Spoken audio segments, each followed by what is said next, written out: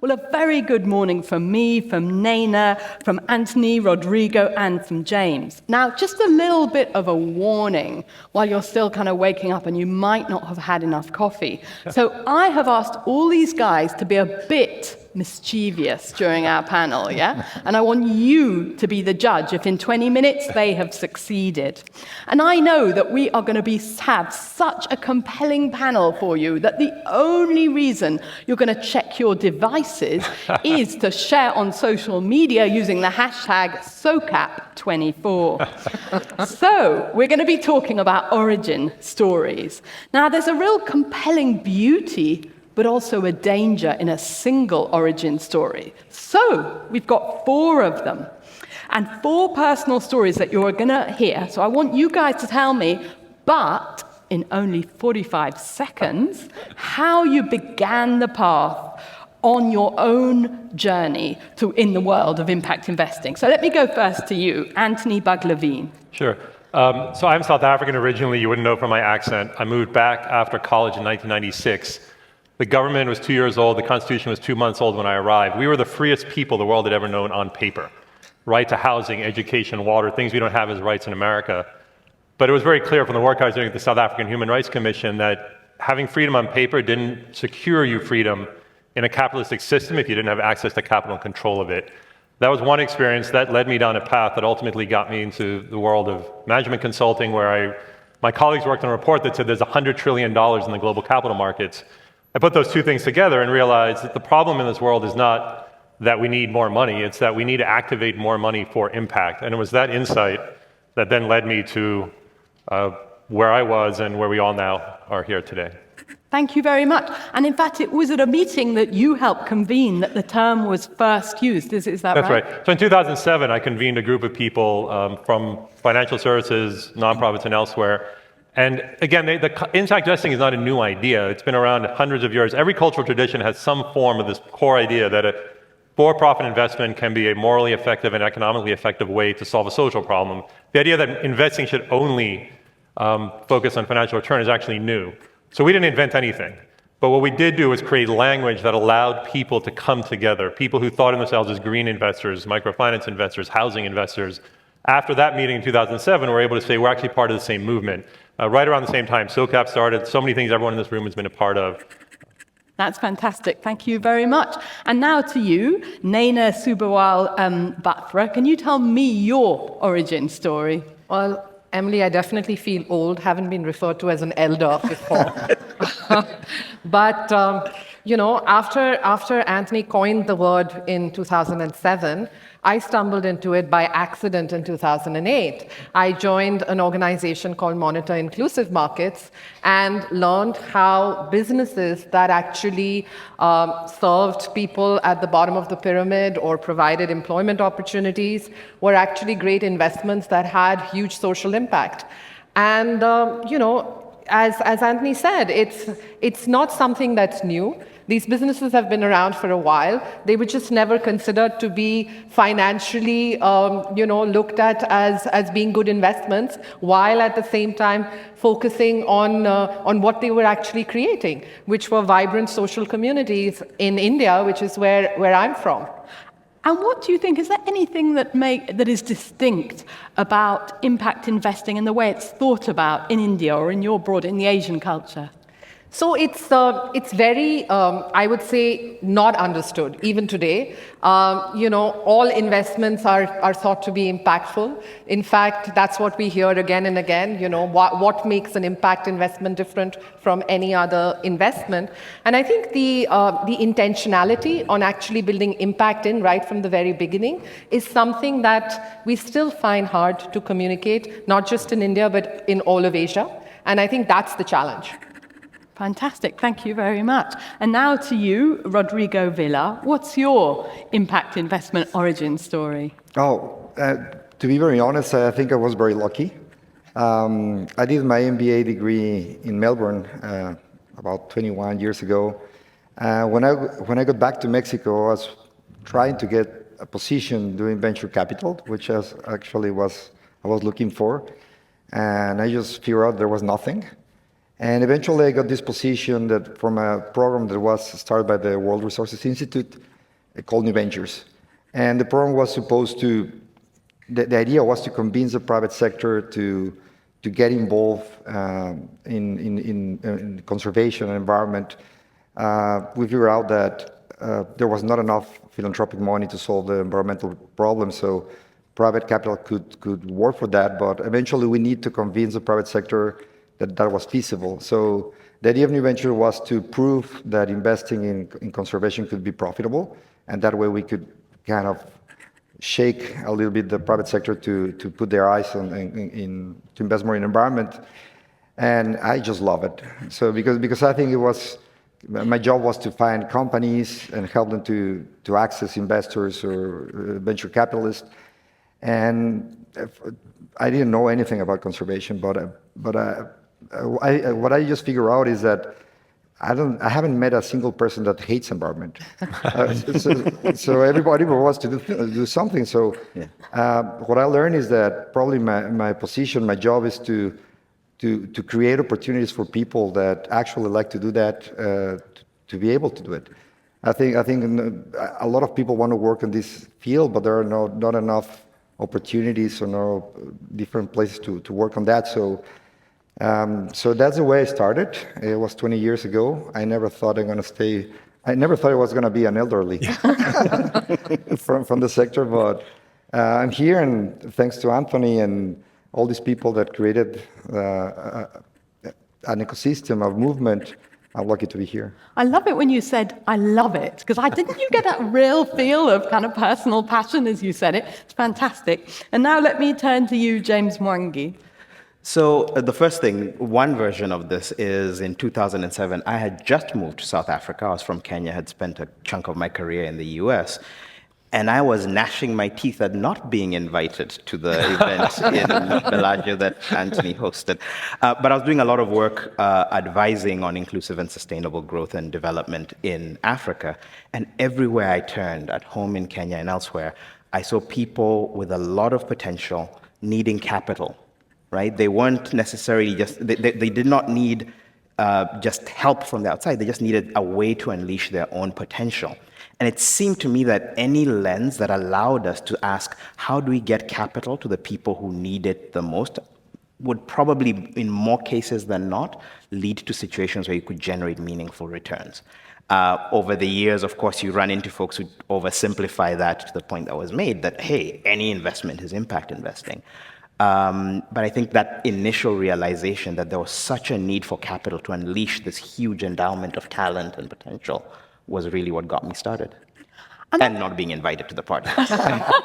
Glad we could be motivating. Yeah, well, it's good that you are here. And in fact, it's a pretty impressive global representation here. We've only got 4 guests to have people from four corners.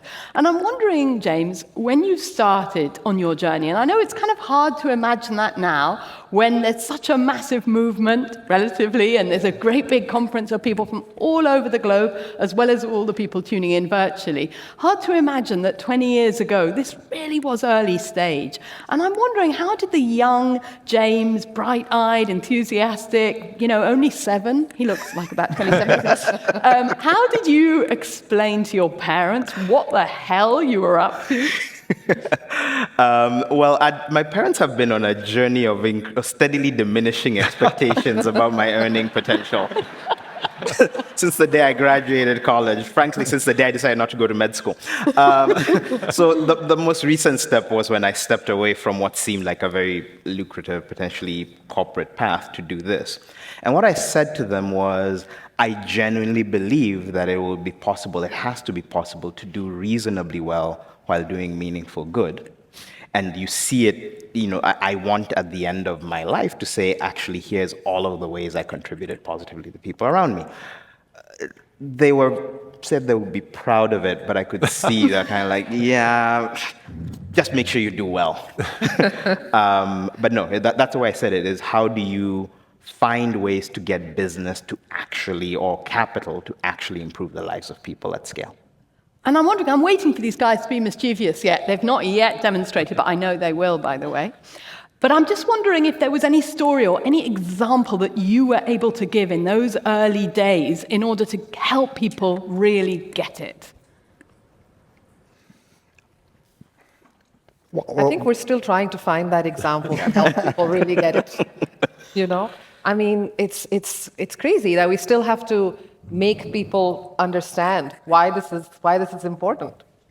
Yeah. You know, you're talking to us and you're talking to a room full of the converted as to why, you know, impact investing exists today, but yet it's only $1.5 trillion and it needs to be so much more.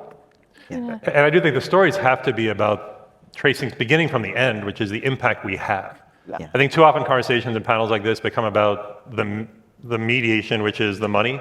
How big is my fund? How much money am I raising? What am I doing? I mean, my lesson from the very beginning is you start from, someone says, what is impact investing? Start from a story. There is someone whose life is different today because something, and then trace back to the investors. It's something I learned the first time I presented this to the Rockefeller Foundation board. One of the board members said to me, I like your pre-reading, it's very persuasive, but tell me a story. And I think that's, find one that resonates with your audience. You all know you're here because you believe and you've seen that this is so powerful when it works. But never forget to make this has to be about the people. That's the starting point and not about all the technical things that we sometimes get, I'd say, distracted by. Interestingly, sometimes impact investing sometimes succeeds in ways that it hides its own traces, right? So I think about, I now live back home in Kenya, and every time I do a mobile money transaction, I know sitting at the back of that was a catalytic impact investment and a set of grants to get M-Pesa on its way. Every time I go to my bank, I know that it was heavily backed by impact investors to begin with to get it to scale to be one of the biggest banks in the region. But today, it's just investment. Today, it's just capital. And sometimes, I think, to your point, Anthony, we can focus on how much money is explicitly impact investing money, or we can talk about the impact and the extent to which we've seeded things that actually migrate and cross almost the blood-brain barrier into just investing by catalyzing things that improve the lives of people. I'm just going to ask you guys to do something a bit odd at them for a minute. I'm going to ask you to be silent because I want to turn to you guys to have a moment of reflection. Because you've heard these diverse origin stories, and you too could have chosen a different path, but you have chosen to pursue a path at the intersection of meaning and money.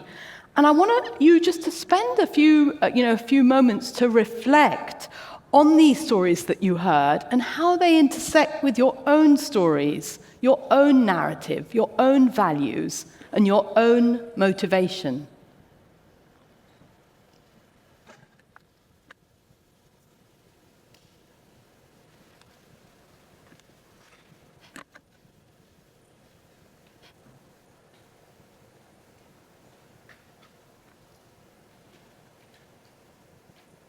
Thank you for those thoughts.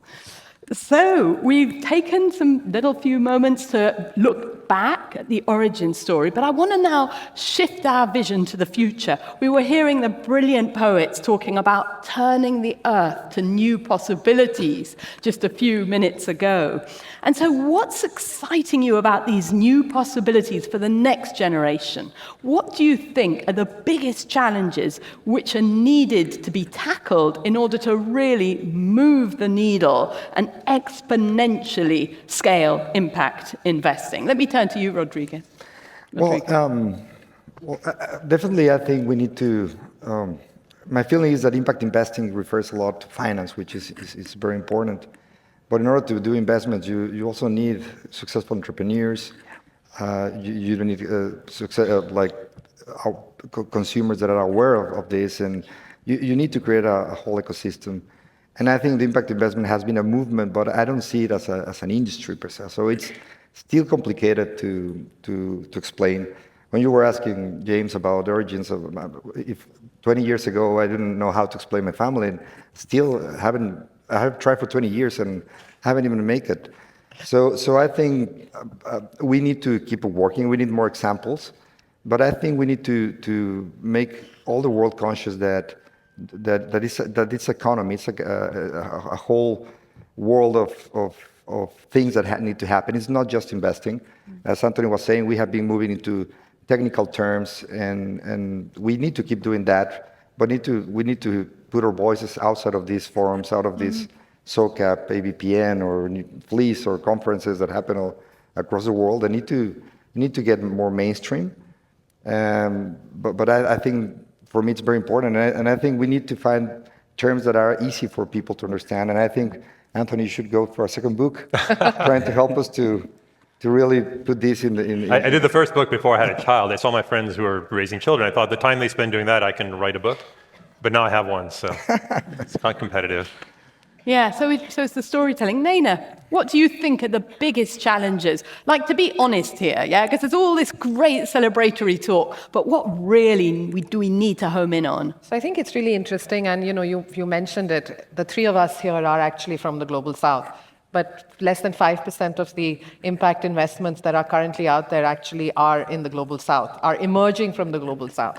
I come from Asia. 66% of the world's population lives in Asia. We have more billionaires being created every day. We need to have more impact investment coming out of Asia. We need more products. We need more asset managers. We need more advisors, impact advisors in your new role that are actually out there, working in Asia. And I think that, to me, is both a challenge and a huge opportunity.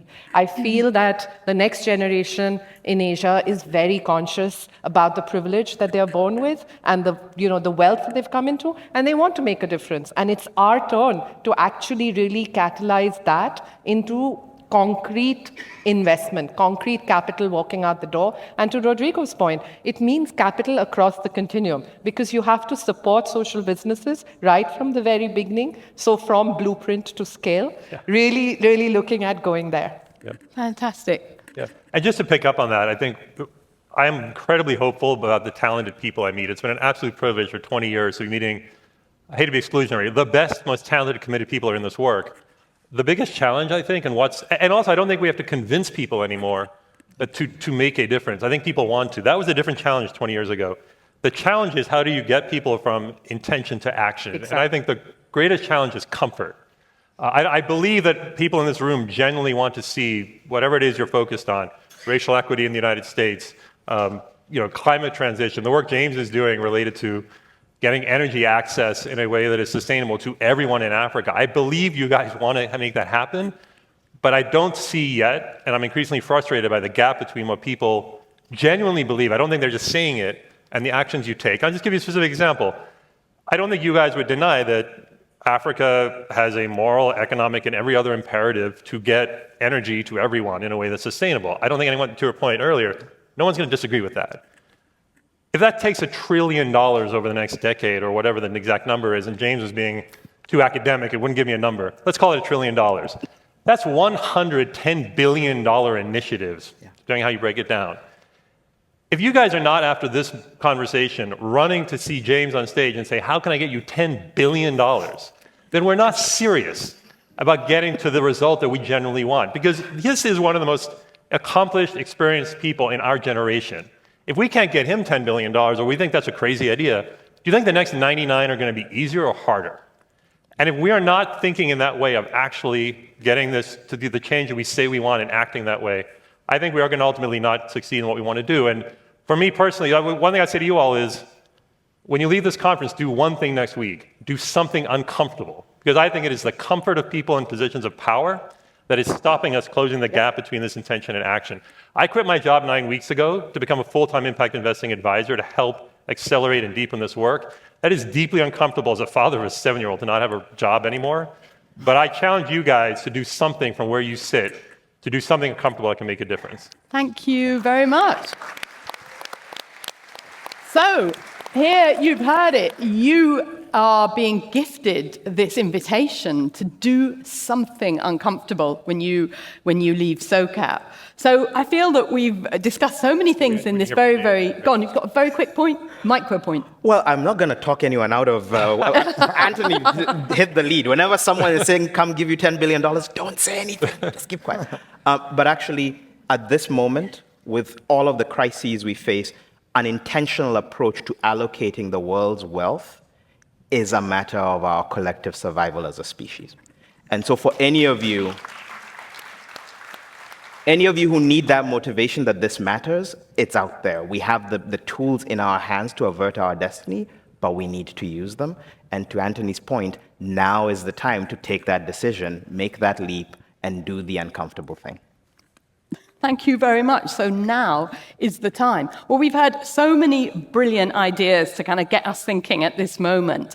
That the fact that we need capital to enable people to unleash their potential, that we need to amplify stories into the mainstream so we're not talking to each other only in this room, and that to move from intention to action, we need to get $10 billion, not only to James, but to 99 other people like James in order to move the needle. Well, I'd like to thank my brilliant guests. Thank you so very much. Naina Sabawal Batra, Anthony Buglavine, Rodrigo Villa, and James Mwangi. Thank you, and thank you very much.